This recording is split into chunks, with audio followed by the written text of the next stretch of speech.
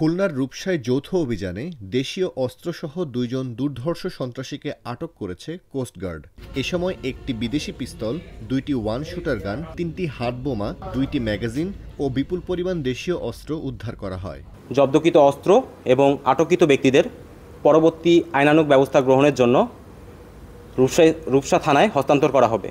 উল্লেখ্য যে আটককৃত ব্যক্তিরা খুলনা থানার রূপসায় স্থানীয় বাসিন্দা। তাদের নামে বিভিন্ন থানায় একাধিক মামলা রয়েছে। গোপন তথ্যের ভিত্তিতে রূপসা থানা পুলিশের সঙ্গে একাধিক আস্তানায় যৌথ অভিযান পরিচালনা করে আরও ২টি ওয়ান শুটার গান, ৩টি দেশীয় তাজা হাতবোমা ও বিপুল পরিমাণ দেশীয় ধারালো অস্ত্র উদ্ধার করা হয়। জব্দকৃত অস্ত্র ও আটককৃত ব্যক্তিদের পরবর্তী আইনানুগ ব্যবস্থা গ্রহণের জন্য সকল আলামতসহ রূপসা থানায় হস্তান্তর করা হয়।